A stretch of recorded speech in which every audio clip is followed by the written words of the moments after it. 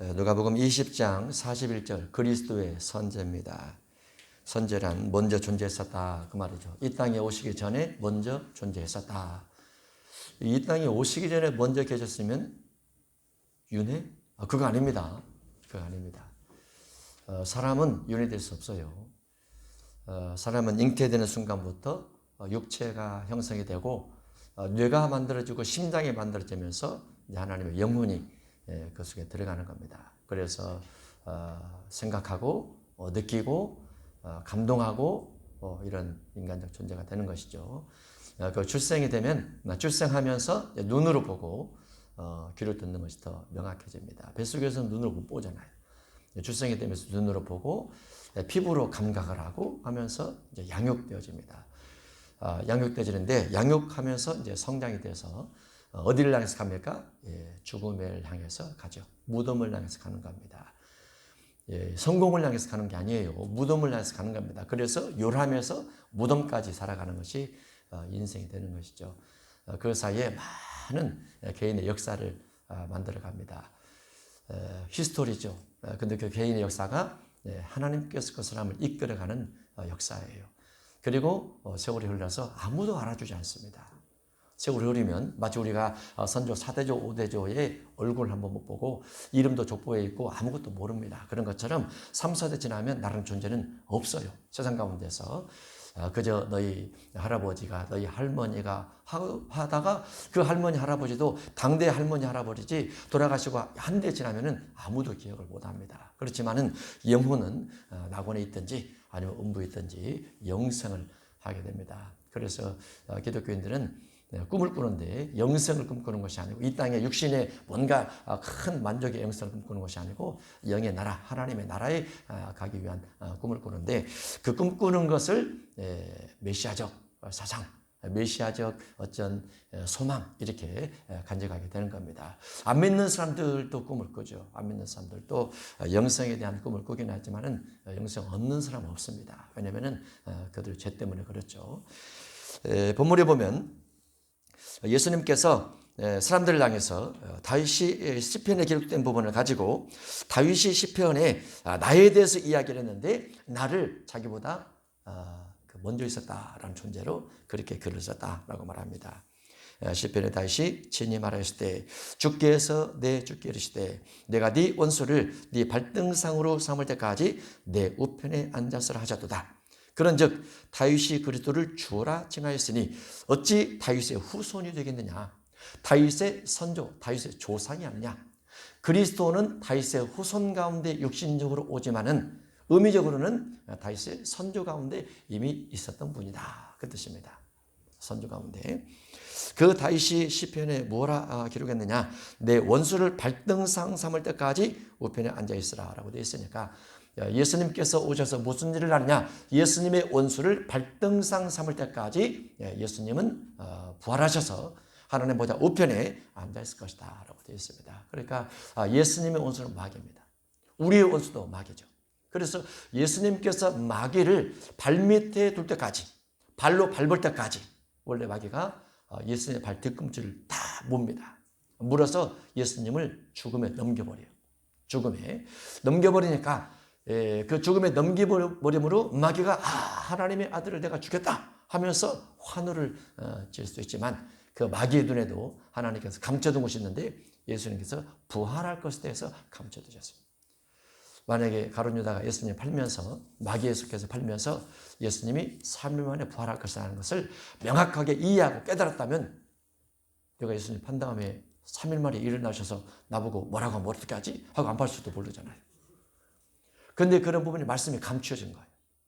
감추어지니까 깨닫지 못하는 겁니다. 만약에 마귀가 예수님이 3일 만에 부활해서 자기의 사망을 깨뜨린다는 걸 명확하게 이해를 하고 하나님의 은혜를 받았다면 마귀가 예수님을 죽여버린들 3일 만에 부활해서 내가 깨져버리네 안 죽일 수도 있잖아요.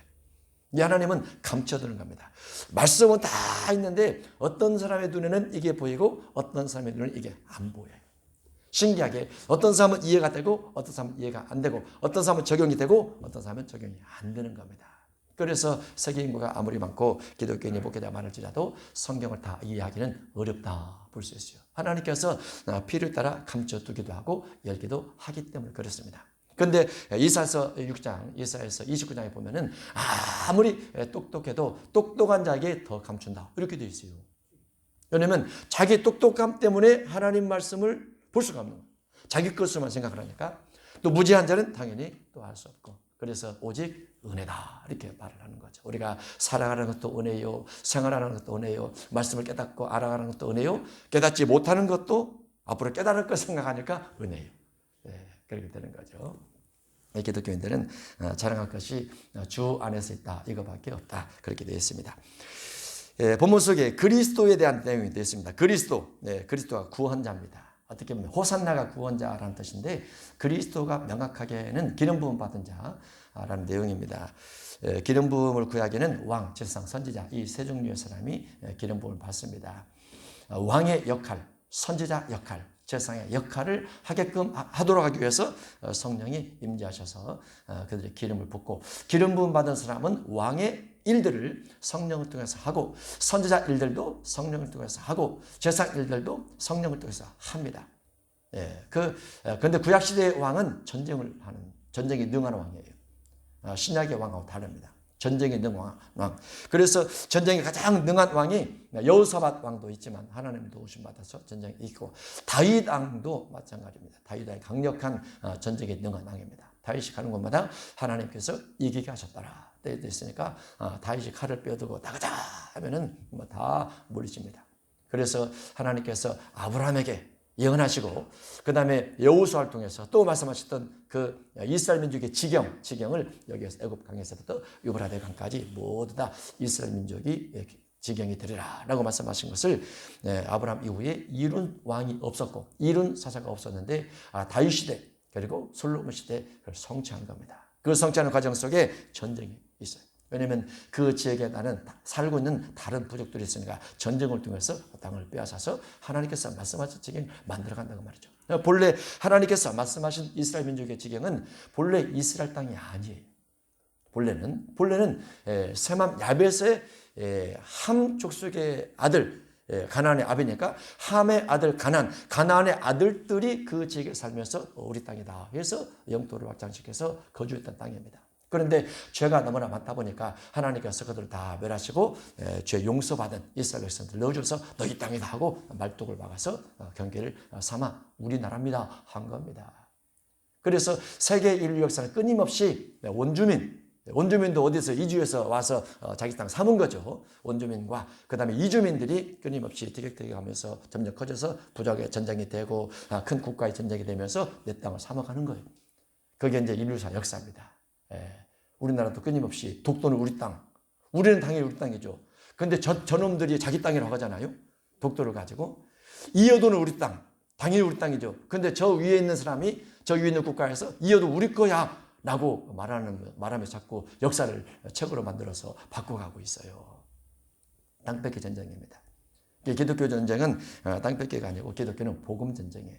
마귀에게 있는 사람을 꺼내서 예수 믿게 만들어가는 거. 이게 복음 전쟁입니다.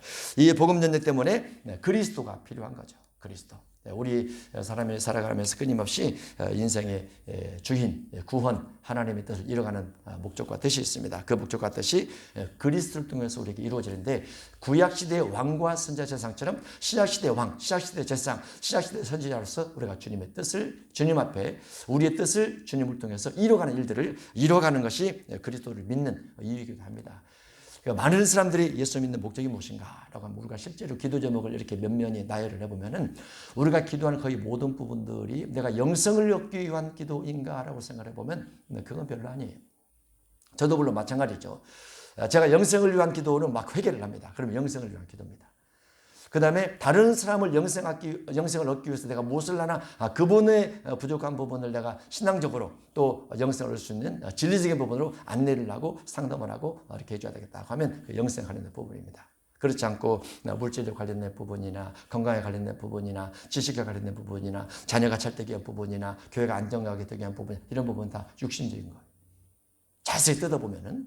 왜냐하면 영혼이 구원된다는 것은 영혼을 위한 기도를 해야 되는데 육신적인 부분을 가지고 기도를 한다 그 말이죠. 그래서 또 생각이 나면 회개를 간절히 하고 열심으로 회개를 하고 어제 저녁에 밤 12시에 기도를 하면서 제가 중학교 때 부족했던 부분들이 막 그렇게 기도가 나오고 또 밤에 저녁에 8시에 기도할 때도 뭐 성도를 위해서 막 기도하고 했지만은 막 기도가 하면서 눈물이 막 터지듯이 막 나오더라고요. 많은 회개도 하고 기도도 하고 성도들을 위한 기도도 막 하고 그랬습니다. 영혼이 조금 그렇게 기도하고 나면은 영혼이 좀 깨끗해진 것 같다라는 생각이 들어요. 오랫동안 묵었던 것들 중학교 때는 몇 년 전입니까? 고등학교 때는 몇 년 전입니까? 대학 때는 몇 년 전이에요. 벌써 20살 기준하면 40년 전 것인데 뭔가 40년 전권에 마음속에 이렇게 담아있던 것이 폭발돼서 막 나오면서 간절히 기도가 되고 그랬어요. 그러니까 영혼이 좀 정결하게 되네. 그러면 미래가 좀 밝아지려나 달라지려나 이런 생각을 하면서 가게 되는데 어쨌든 영혼의 구원과 육의 구원 두 부분을 가지고 우리가 기도를 잘 분석을 해보면 육의 구원 부분이 많지만 육의 구원 부분을 가지고 영혼 구원으로 연결시켜서 가는 부분도 많이 있는 겁니다. 예를 들어서 하나님 제게 물질을 주신 물질을 가지고 선하게 쓰겠습니다. 그게 영혼 구원으로 가는 거죠. 자녀가 잘 되어서 육신적으로 잘 되고 실력도 있고 지식도 있고 지혜도 있고 학교도 잘 다니고 건강도 하고 그러면서 끝까지 신앙을 잘 붙들고 갈 수 있도록 기도하는 것도 같이 기도하잖아요. 신앙적인 부분도. 그러면 영혼권 쪽으로 기도를 하고 있는 것이죠. 나이가 들어서 노후의 내 몸을 누구에게 맡길 것인가? 의사와 간호사에게 맡길 것인가? 아니면 내가 관리를 잘해서 갈 것인가? 이것도 영혼권의 한 부분이죠. 그래서 영혼권 부분과 유괴권을 같이 잘 가져가는 것이 우리가 그리스도를 섬기는 한 방법이기도 하다. 이렇게 볼 수가 있습니다. 그리스도, 우리가 그리스도 왕, 선지자, 제사장 그 부분이 구약에는 다윗과 또는 솔로몬 또는 각각 제사장들이 있고 선자들이 있지만은 신약에는 모든 성도에게 이 세 가지가 합쳐서 딱 돌아버립니다. 합쳐서 구약이지만은 구약에 보통 왕들과 선지자, 제사장은 한 왕, 한 제사장, 한 선자 그렇습니다. 그런데 다윗에게는 기름 부음이 3번이 옵니다. 그렇다고 해서 다윗이 제사장 지파는 아니에요. 그렇지만은 다윗은 또 예언하는 자이기 때문에 선지자이긴 합니다. 그리고 다윗은 왕이었으니까 기름 부음 받아서 왕의 역할도 감당을 하고 어쨌든 다윗은 유다 사람이 기름 부음을 주고 이스라엘 모든 장로가 와서 기름 부음을 주고 사무엘이 또 기름 부음을 줍니다. 그래서 기름 부음을 3번을 받아요. 다윗만 그렇습니다. 다른 왕들은 그렇게 하지 않는데 예수님 속에 이 3가지가 다 들어있다 이렇게 말을 합니다. 예수님 속에 기름 부음을 통해서 예수님은 왕이시고 마태 3장 16절 이하에 성령이 비둘기같이 내려 예수님 위에 임재하십니다. 그때 삼위 하나님이 거기에 다 같이 계시죠. 요한복음 18장에 예수님은 진리의 왕으로 계시고 요한복음 6장에서 예수님은 선지자로 계시고 히브리 3장에서 예수님은 대제사장으로 계시고 해서 3가지 역할을 예수님이 다 감당을 하고 계십니다. 다 감당을 하세요. 그런데 예수님께서 이 땅에 기름 부음 받은 자로 이 역할을 다 감당하시는데 예수님께서 그리스도를 자꾸 이야기하신 이유는 왜냐하면 그리스도라는 것은 인류를 구원할 자라는 것은 왕과 선지자, 제사장 역할을 할 자라는 것은 예수님 당시에 예수님 때문에 예수님 했던 일 때문에가 아니다. 왕과 선지자, 제사장 역할을 하려면 구약시대 오랜 역사 가운데서 배경을 두고 배경에 근거를 해서 열매로 예수님이 오셔야 그리스도가 오셔야 선지자가 와야 왕이 와야 그분이 진짜다고 말이죠. 그분이 진짜다. 그런데 세계 어디를 가도 구약에 기록된 예언된 예수님처럼 그 역할을 한 그리스도는 없어요. 예를 들어서 여타 모든 종교 속에 다 교주가 있지 않습니까? 그 교주가 역사적 배경을 가지고 왔느냐? 전혀 없습니다. 왜냐하면 사람은 윤회되지 않기 때문에 역사적 배경이 없어요. 다만 예수님만 윤회가 아닌 하나님께서 하나님의 아들을 이 땅에 보내셔서 이 땅에 구약에 예언된 많은 부분을 성취하기 위해서 보내셨다고 말이죠. 예수님이 땅에 오시기 전에 인간으로 있었던 것이 아니잖아요. 신으로 계셨고 신이신 예수님께서 이 땅에 인류의 구원을 위해서 구약에 수없이 많은 수만 가지 예언, 수만 가지 징표를 가지고 그 열매를 이 땅에 오셨기 때문에 그래서 예수님을 그리스도라 이렇게 말하는 거죠. 그래서 예수님 믿다가 다른 종교로 간다. 이거 절대 안 되는 거예요. 예수님 믿는 종교가 비슷한 종교로 간다. 이것도 안 되는 거예요. 예수님 믿다가 이단으로 간다. 이것도 안 되는 겁니다. 왜냐하면 그 모든 이단과 다른 종교들은 예수님에 뿌리가 없어요. 뿌리가. 그리스도라는 뿌리가 없어요. 그리스도의 뿌리가 무엇입니까? 여자의 후손. 창세기 3장에서 예언되어진 여자의 후손이 있습니다. 여자의 후손. 요 어떤 그 종교 교주가 여자의 우선으로 있어요? 다 결혼해서 잘 먹고 잘 사잖아요. 예수님만 여자가 났단 말이죠. 남자의 씨를 받지 않고. 그게 이제 독특한 거죠.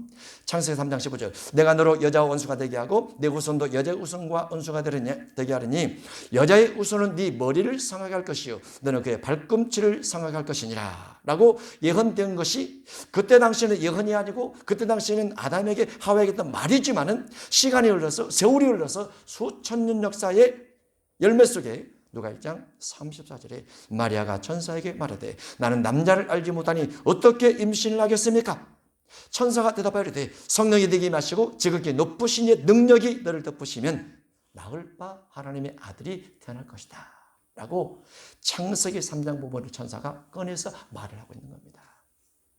그러니까 예수님이 오시면 단순한 것이 아니고 수천 년 역사에 예언되어진 수천 년 역사에 하나님께서 말씀하신 배경을 근거에 두어서 열매로 이 땅에 오시는 것이라고 말하죠. 그래서 아무나 그리스도가 되면 될 수 없는 겁니다. 아무나. 마지막 시대에 흔히 적그리스도가 나온다고 하잖아요. 적그리스도. 적그리스도는 어떤 사람입니까? 성경에 근거된 적그리스도가 나와요. 자기는 그리스도라고 말하지만은 성경에서 볼 때는 적자가 붙는 거죠. 자기는 인류를 구원할 자라고 말하지만 성경에서 볼 때는 적자가 붙는 겁니다. 그래서 분별을 잘 해야 돼요. 마지막 시대, 아마 마지막 시대 적그리스도가 나오면 어떤 사람은 그분을 따라갑시다 라고 말할 사람이 나올 겁니다. 어떤 사람은 안 됩니다 라고 말할 사람이 나올 거예요. 그럼 양분됩니다. 교회 속에서도 마지막 두 증인이 나와서 이스라엘 예루살렘에서 막 외치게 되면은 어떤 사람은 그 사람 보고 미쳤다고 말하고 어떤 사람은 야 회개를 외치니 맞다라고 회개를 하고 그럴 거예요.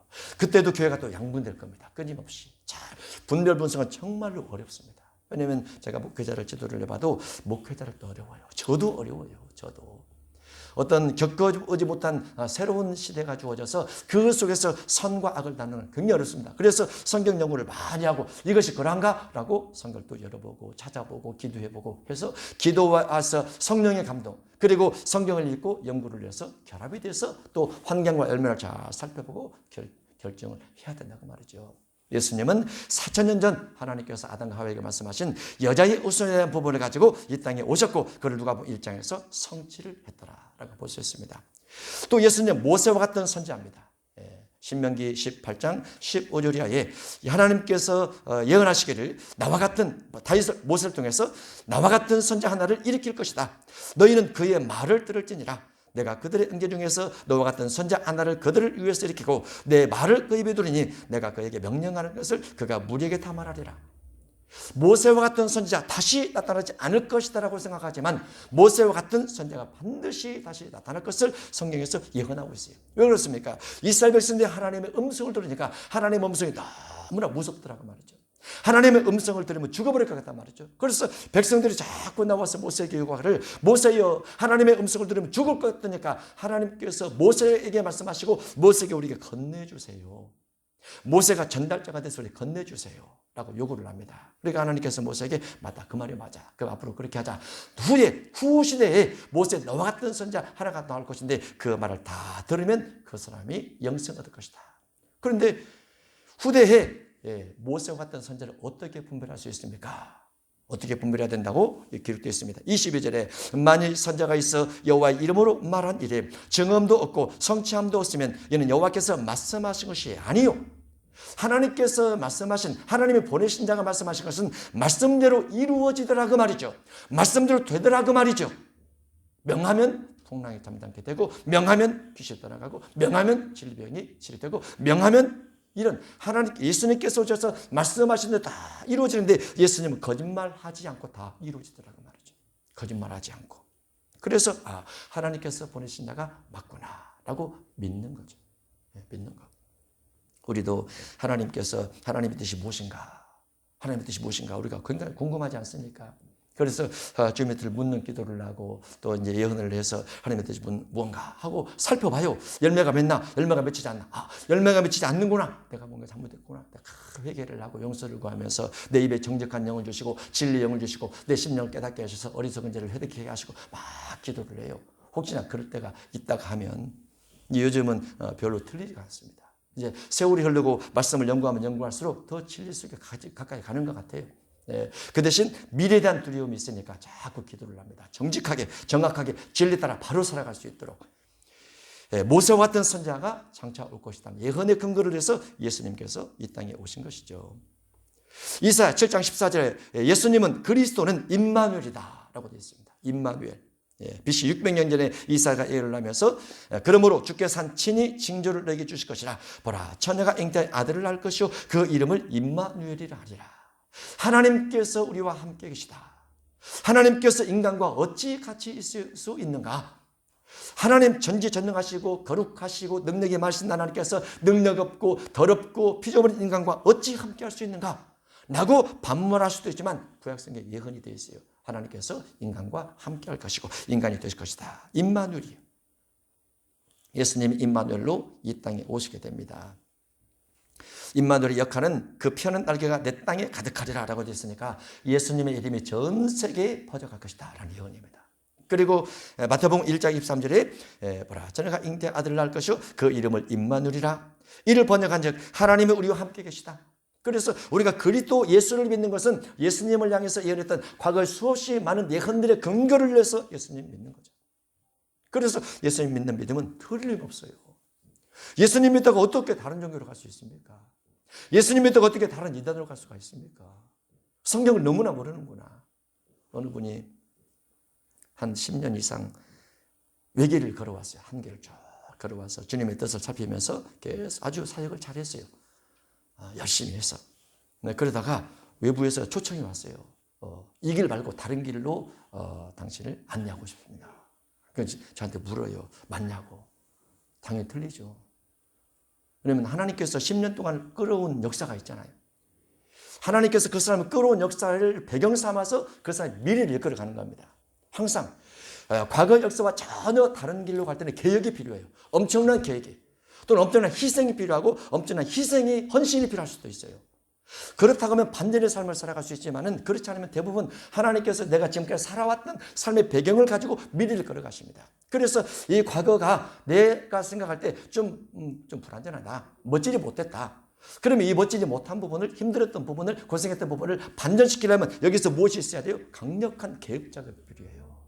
이것을 가지고 저 앞에 기도를 하면서 하나님 10년을 되돌아보니 이 10년 동안 삶이 너무나 힘들어서 내가 미래를 좀 더 나은 삶을 살고 싶은데 하면 여기서 자기와 철저한 싸움이 필요합니다. 왜냐하면 우리는 10년 동안 내 마음의 믿음, 내 생각의 믿음, 내 지식의 믿음, 내 경험의 믿음이 다 그 수준에 틀에 박혀 있어요. 대부분.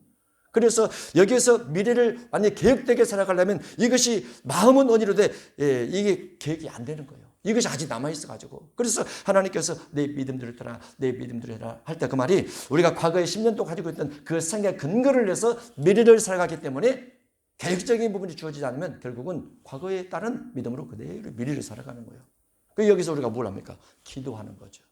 근데 우리가 예수님 믿고 처음에 신앙생활 하면서 과거가 또 우리 현재가 뭔가 내 마음에 들지 않는 부분이 있으니까 좀 더 기도하고 좀 더 기도하고 한 달 기도하고 또 6개월 기도하고 1년 기도하고 5년 기도하고 10년 기도하고 오다 보니까 과거 속에 부족한 부분들을 기도 속에서 하나님께서 껍질을 하나씩 벗겨주고 부족한 부분을 제거시켜 주시고 안 되는 부분을 되게 만들어주는 경험을 했잖아요.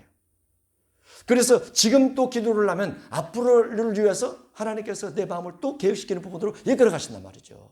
그래서 근데 기도가 없으면 하나님의 임재가 없어요. 성령은 반드시 기도를 통해서 일을 하시고 기도를 통해서 역사하시고 기도를 통해서 축복하시고 기도를 통해서 우리 손을 붙들고 이끌어 가신다고 말이죠. 그래서 어떠한 환경 속에서도 기도를 쉬면 안 됩니다. 기도를 쉬면 안 돼요. 그게 내 미래를 바꿔가는 비결이기 때문에 그 기도 속에 성령의 임재를 구하고 성령의 능력을 구하고 성령의 지혜를 구해야 돼요. 어떤 일확천금도 있지만은 일확천금보다 더 중요한 것은 재물 얻는 재능이 중요하다고 그랬죠. 재물 얻는 재능. 호박을 심으면 절대로 수박 안 나요. 호박만 열립니다. 호박을 심으면. 계량종이도 나올 수는 있죠. 그 호박 심으면 호박 나와요. 호박이 수박이 되려면 개혁이 필요해요. 무슨 계획이? 내 심령의 계획이 필요하다고 말해요. 심령의 개혁. 야곱이 삼촌 집에 가면서 베들에서 잠을 자지 않습니까? 형의 낯을 피하고 아버지를 속여서 안수를 받아서 축복을 받았는데 과거의 야곱의 삶을 보면 죽 부리는 사람이었단 말이죠. 그거밖에 안 나오니까 에서는 들판에 가서 사냥을 해서 멋지게 사슴도 잡아오고 노루도 잡아오고 했겠지만은 자기는 그런 능력이 없다고 말이죠. 그런데 어쨌든 어머니 말을 듣고 신앙 중심에서 오다가 이제 결국은 베델까지 오게 됐죠. 그 베델에 와서 어떤 다짐을 합니까? 하나님, 내가 두렵습니다. 형의 낯을 피해서 가는 것도 두렵고 삼촌 집에 가는 것도 사실은 아무것도 모르니까 두려운 것이죠. 그래서 하나님께서 꿈에 만나주시니까 하나님, 내가 갔다 오는 길에 하나님께서 함께 해주신다고 하면 내가 하나님께 모든 걸 드리고 성전도 짓겠습니다. 약속하지 않습니까? 그래서 자기가 가지고 있는 상처, 연약함 이 부분을 가지고 하나님 앞에 자신을 내오면서 자기 미래 인생에 대해서 계획 작업을 하는 거예요. 또 다 모든 걸 가지고 또 돌아오면서 야복강에서 또 뭐합니까? 야복강에서 형이 자기를 죽이려 하니까 자기를 계획시킬 작업을 또 합니다. 천사와 만나서 씨름하면서 죽이든지 살리든지 나는 살고 싶은데 하나님이 나를 죽이려고 하니까 내가 살 수가 없습니다. 왜 나를 죽이려고 하시는 겁니까? 하면서 거기서 기도로 씨름을 하잖아요. 그 죽을 만큼 강력한 씨름을 하게 되니까 죽을 만큼 강력한 마음이 뒤집어지는 거예요. 살고 싶다는 열망으로 뒤집어지는 겁니다. 뒤집어지면서 하나님께서 그를 치긴 하지만은 마음속에는 연단이 돼버린 거죠. 안 죽는다. 살아남는다. 형이 어쩔지라도 나는 살아남고 생존자가 될 것이다. 이렇게 달라지는 겁니다. 그리고 결국은 그대로 되지 않습니까? 그대로. 그래서 예수님에 대한 부분도 과거 역사 속에 수없이 많은 예언되어진 그 부분에 근거를 해서 오시기 때문에 예수님을 다른 신으로 바꿀 수가 없어요. 바꿀 수가. 예수님을 통해서 이방인 복음이 시작됩니다. 이방인 복음. 이방인 복음이 시작된다. 그 과거에는 복음이 없었나? 구약시대에 복음이 없었다고 그랬죠. 복음이 없었어요. 노아 당시에 노아가 의를 전파하긴 했습니다. 그런데 아브라함, 이삭, 야곱이 아말렉에 내려가서 아비멜렉에게 예수 믿으시오, 하나님 믿으시오 한 적이 없어요. 아브라함이 애굽에 내려가서 흉년을 만나서 애굽에 내려가서 그 애굽 왕에게 여호와를 믿어 삽니다. 이렇게 말한 적이 없어요. 이삭, 야곱도 마찬가지고 이스라엘 백성이 애굽에 있으면서 애굽 국가를 복음화시키지 않았습니다. 자기가 오히려 동화가 돼서 우상을 숭배하는 그와 같은 사람이 돼버리고 말한 거죠. 그리고 그 이후에 사사시대에도 왕조시대에도 선지자시대에도 전도를 하는 이방인들에게. 왜 그렇습니까? 자기들의 신앙 지키기도 아주 바빴어요. 자기들의 신앙도 다 무너졌습니다. 주변에 우상 숭배하는 데도 워낙 많았고 주변에 우상 숭배에 워낙 미혹을 많이 하다 보니까 다 넘어져 버렸어요. 그래서 이방 복음은커녕 자기 신앙 지키기도 어려웠었는데 그러다 보니까 구약시대에 복음이 없었고 자기들만 성민이라 자기들만 교만해서 하나님의 백성이라 이렇게 하고 있다가 예수님께서 오셔서 이방 복음을 증거를 하는데 이사 9장 1절 이하에 예수님께서 오시면 이방의 갈릴리를 영화롭게 하고 흑암에 앉은 자들 사망의 그늘진 땅에 있는 자들에게 빛을 비출 것이다 해서 복음 전파를 약속을 하십니다. 예수님께서 오셔서 십자가를 죽이면서 피를 흘리시고 그 피를 통해서 원죄를 사함받게 하심으로 이방인들 가지고 있는 모든 원죄를 싹 없애버리시면서 이방인들에게 복음을 전파하기 시작하는데 예수님을 중심해서 이방 복음이 전파된 것은 BC 600년 전에 예언돼서 예수님께서 그 역할을 했더라고 말이죠. 그러니까 예수님께서 그리스도인 거죠. 그리스도. 예수님 외에는 그 역할을 한 적 없어요. 예수님 외에는. 물론 모든 종교 속에 다 이방인들을 끌어안는 정책들이 있습니다. 교리들이 있어요. 불교도 끌어안고 이슬람도 끌어안고 캐톨릭도 끌어안고 유대인만 끌어안지 않습니다. 유대인들은 지금도 이방인들을 믿지 않아요. 유대인들은. 메시아를 주는 이방인들 끌어안고 본인들도 예수님 믿고 이제 그렇게 하지만은 그럼에도 불구하고 유대인을 중심한 또 여호와 하나님을 중심한 그들의 믿음이 세계를 지배를 하고 있어요. 구약을 가지고. 그 신약은 우리가 그들에게 예수님의 희생과 예수님의 사랑, 구약에 근거하는 예수님의 교리 이런 부분을 가지고 접근해 가야 되는 것이죠. 지금은 구약시대 아니고 신약이기 때문에. 예수님이 구약 신약시대에 오셔서 이방 복음을 증거하신 것은 600년에 예언된 예언이 성취였다. 그 말이죠. 예수님은 또 이세 줄기소입니다. 이세 줄기란 다윗의 후손 가운데 올 것이다 라는 거죠. 특히 그 중에서 예수님은 이제 고난받는 종으로 오셔서 우리의 질고를 지고 우리의 슬픔을 당할 것을 예수님께서 이 땅에 왜 오셨느냐? 네 질병 내놔라 그 말이죠. 예수님 믿는 사람 속에 있는 질병을 내놔. 질병을 끌어안고 질병 때문에 힘들어하지 말고 질병을 내놔라 그 말이죠. 그래서 우리 마음속에 육체 속에 있는 질병들을 향해서 하나님 나는 질병 싫어. 내 질병을 내 속에 있는 질병 싫어. 내 속에 있는 질병 싫다니까 예수님께서 내 질병 가지러 오셨는데 왜 나는 질병 끌어안고 이렇게 살고 있는가라고 탄식을 해야 돼요. 그러면서 질병이 싫다고, 병이 싫다고, 약 먹는 것이 싫다고 하루 이틀도 아니고 막 싫어하면서 예수님 내 질병 좀 십자가에서 가져가 주세요라고 자꾸 기도를 해야 돼요. 예수님은 죄도 가져가기 위해서 오셨고, 질병도 가져가기 위해서 오셨고, 고난도 가져가기 위해서 오셨고, 죽음과 사망, 지옥까지도 가져가기 위해서 오셨어요. 우리가 예수님 믿는다는 것은 예수님께서 내 모든 안 좋은 것을 가져가신다라는 그 의미가 있어요. 맡겨버려야 돼요. 주님께 다 맡겨버리고, 주님 내 것 좀 가져가세요. 좋은 거 못 드리지만, 예수님께 좋은 거 못 드리고 질병 드리고 고난 드리고 아픔 드리고 죽음 드리고 사망 드리지만, 예수님 그 목적 때문에 예수님께서 오셨으니까 내 것 좀 다 가져가 주세요. 이렇게 기도를 자꾸 해야 돼요. 질병과 정의 들으면 질병도 안 떼내려고 그래 사람들이. 질병과 정의들을 가지고. 병이 좋아, 약 먹는 것이 당연해. 그러면 안 된다니까요. 그러면 예수님의 십자가 어디로 갑니까? 물론 병원에서 늘 먹으라고 하죠. 병원에서는 당연히 의사 선생님이시니까 약도 발휘하고 건강도 하게 해야 되니까. 근데 질병마다 약이 틀려가지고 병이 3가지 있으면 약이 10가지예요. 병이 4가지 있으면 약이 15가지예요. 나이가 들면 막 이렇게 2주먹 이게 뭐가 된다고 그러죠. 그거 좀 합쳐서 약 하나로 먹으면 안 되나? 누가 그거 개발 안 하는가 봐요. 그 당뇨하고 고혈압하고 또 뭐 이런 것이 다 합쳐가지고 하나만 먹으면 당뇨든 고혈압이든 다 끝장나 버립니다. 이거 하나로 합치면 안 될까요? 약마다 그냥 주먹을 들어가지고 막 이렇게 있단 말이죠. 그러니까 우리 마음속에 약도 싫고 아픈 것도 싫고 힘든 것도 싫으니까 예수님께서 내 질병을 가지러 오셨다. 예수님이 신방 오신다. 할렐루야. 왜 신방 오시나? 내 질병을 가지러 신방 오시네. 할렐루야. 줘버리세요. 줘버리세요. 믿음으로 자꾸 내면 속에서 안 된다. 이거 내가 떨쳐버려야지 안 된다 하면서 예수님께서 600년 전에, BC 600년 전에 이사야가 예언을 하면서 우리의 질고를 지고 우리의 슬픔을 가져가기 위해서 오셨거늘 왜 우리가 주 앞에 그와 같은 것들을 맡기지 못하는가. 죄도 주님께서 우리 모두의 죄악을 그에게 담당시키러 오셨기 때문에 죄도 주님께 맡겨버리는 거죠. 그리고 주 안에서 자유, 진리의 말씀을 통한 자유 간직하면서 회개한 건 다 사라져버렸다. 회개한 죄는 모두 다 용서돼버렸다. 회개한 죄는 다 없어져 버렸다라고 믿고 우리가 자유를 누리면서 가야 되지 않겠습니까? 그게 이제 그리스도죠.